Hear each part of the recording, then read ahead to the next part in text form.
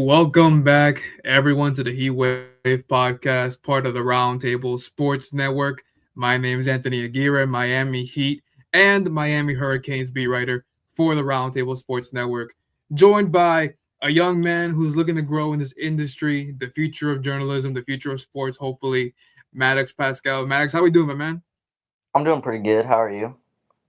Doing good, my brother. Obviously a lot with the Heat going on, but before we get into it, just want to encourage our viewers, if you have not yet, please scan our QR codes and join our site on Roundtable Sports. The Miami Heat is right here. We are free to join. You just go on the tabs, click the join button, and again, absolutely free. Create an account, still free.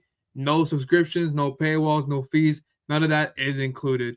But if you're on the collegiate side, people, and you love what's going on in Coral Gables with football, basketball, baseball, we do all that on the Miami Hurricanes Roundtable site. Once again, scan the QR codes in the top corner, and you'll get to the sites very, very easily. And once again, easy process. Just tap the join button, and you are a member automatically, and you get all daily coverage. Now, Maddox, of course, with the Miami Heat, it's all been Giannis all summer already. It can be annoying, it can be overwhelming, frustrating, depending on where your angle is at. But we're going to take a step back from that because a recent report came out by Jake Fisher from Bleacher Report and the Steinline that apparently, if the Miami Heat don't land Giannis with before the NBA draft, then the backup plan is to go for Trae Young. Now, of course, we just saw Trae Young get traded from Atlanta to Washington this past season. He only played, I believe, just one or two games for the franchise. And reports are also that they're working on an extension, but if all else fails, then the Heat would target one of the most known point guards in the league. Now, Maddox, when you hear that kind of report, even though you know Kawhi's out there, you know Ja's out there, but the fact that Trae Young would be the if all else goes wrong, he's the guy. What are your thoughts on that? Well, obviously, he's been one of the top point guards for a while now since he came into the league. He really was stepped up when he was on a team, the Hawks, when he didn't have many parts on his team that to help him, and now he would go to the Heat, which have a lot of big players, like big known players on the team that could really help him step up and potentially have a good season and have other parts around him that can really help him out since hasn't really been with a major group of people yet. That is true. He has not been with that many superstars in this league. Of course, he went through the whole DeJounte Murray period. That didn't work out so well as they would have hoped, especially on the defensive side. Well, either way, Trae Young's a no for defense. We all know this. Now, just to give up some numbers, in 15 games that he played this past season, again, he dealt with a lot of injuries, so he wasn't available, but he still averaged nearly 18 points, 2 rebounds, 8 assists. Now, of course, we know he's a dynamic playmaker. He has a really good floater. He's a guy that can really drive into the paint. But again, not a well-known defender. And this has been one of the issues when Trae Young has been linked to the Heat in the past is the defensive concerns. Of course, he's a very short guard, even though we just saw a short guard win an NBA championship in Jalen Brunson. Shout out to him. But Trae Young, we haven't really seen him deliver of that magnitude since 2021 when the Hawks made the Eastern Conference Finals. And it's hard to say how he would fit on this team. And it's just difficult because, again, he doesn't fit your defensive needs. He does fit your playmaking needs. He does fit your shooting needs. But outside of that, it's very difficult. And just for some context here, he has a $48.97 million player option for next season. He could either decline it or take it. Now, he has until the 23rd of this month to either decline or accept. And from there, we'll see how it goes. But, Maddox, if, let's say Trae Young, he signs an extension with Washington, which I think is the trending direction, where do you think the Heat should maybe look at next if Giannis does not end up being in South Florida? I mean, obviously, as you said, you have multiple other great point guards out there with Ja Morant. You also have a lot of different free agents like Austin Reeves. But the problem they're going to have there is also he's not the best defender. So they need to look for someone like Kawhi Leonard, who is a great defender who can get points, score, and um, be a playmaker for the team, helping out Bam Adebayo and Jamie Jaquez, just helping out the whole team, making them all better and working together as a team and adding that defensive aspect that they're missing. Jaime Jaquez. But yeah, I do agree that they need to focus more on a player that fits both sides of the court rather than just a one dynamic playmaker, especially for a player who's still valued as a superstar, but we're not too sure really if he's still at that criteria, just given the fact of recent declines and also the lack of postseason success. I'm just curious, like Maddox, if Giannis is not on the Heat by next week, which is the NBA draft, should they just simply go for a rebuild? I think unless they get Giannis, they should probably go for a rebuild just because if they don't get Giannis, they're going to be most likely not going to get a good run in the playoffs.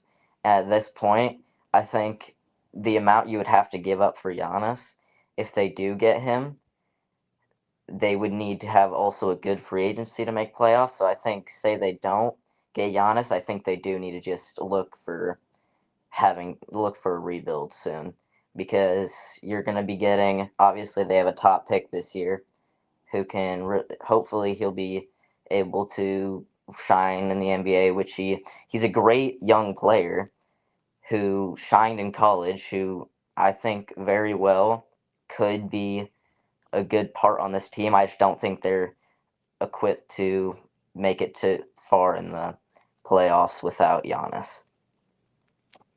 Yeah, this is essentially a Giannis or bust off season, and like you mentioned, the draft, a lot of good players in this draft. This is a deep class, but it just might not be enough to get where the Heat want to go, which is obviously get back to the finals and win a championship. I I never really believed in what they've been building over the last few years. Well, at least without Jimmy. When once he left, I think all of their championship hopes left as well, just because he's delivered for you so much in the playoffs. And then you look at this past playoffs. I mean, well, not even this past, just of last year's playoffs, you get blown out by Cleveland in two games, especially at home, not even close. And then this year, you go to your fourth straight playing tournament, and you didn't even get far, or yeah, you didn't get far past Charlotte. So a lot of disappointment there. And yeah, if Giannis doesn't get to South Florida, then the Heat are practically stuck in purgatory, which is not where you want to be for an NBA franchise. You either want to be really really good or bad enough to get a high pick, and of course the Heat are not a team that tanks, so it puts them right in the middle, and it gives them a hard time to really just try to get back in the East. Now, a lot of reports have come out with Giannis about Boston and everything. Do you view Boston as a legitimate threat, Maddox, to land Giannis?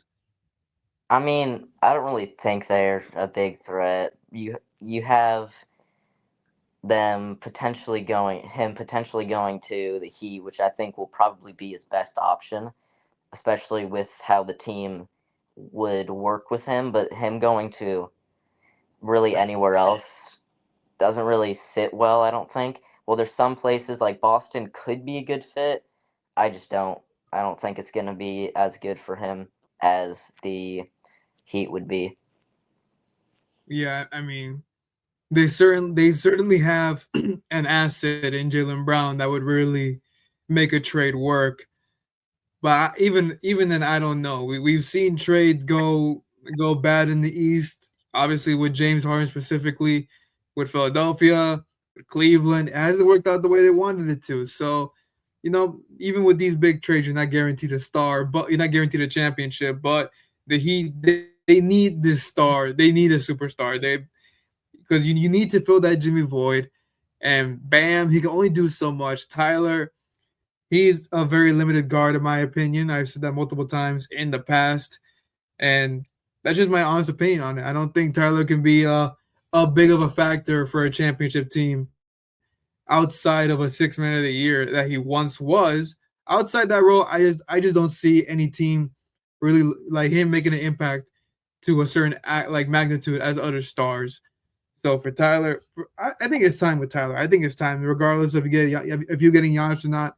I think it's been time to cut the cord on that one, and then we'll see where it goes from there. Now, to switch a little over, Maddox, we got a pretty insane report by the Athletic that Terry Rozier is apparently trying to come back to the NBA. Now, this is a guy that is currently he's not convicted, but he's still currently going through the courts when it comes to an illegal gambling investigation, facing a few more charges now of a few more federal charges now. At first it was just two, and now it's I think a third one. I think a third one was added. I think it was bribery, if I'm not mistaken.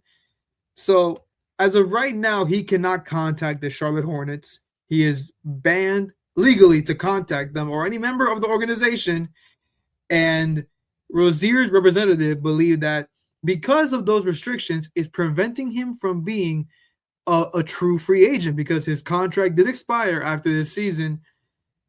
Now, as a college sports writer, as the sports writer, I just saw a college football quarterback practically get banned because he got caught placing bets on his own team. And Terry Rozier, he didn't place the bet, but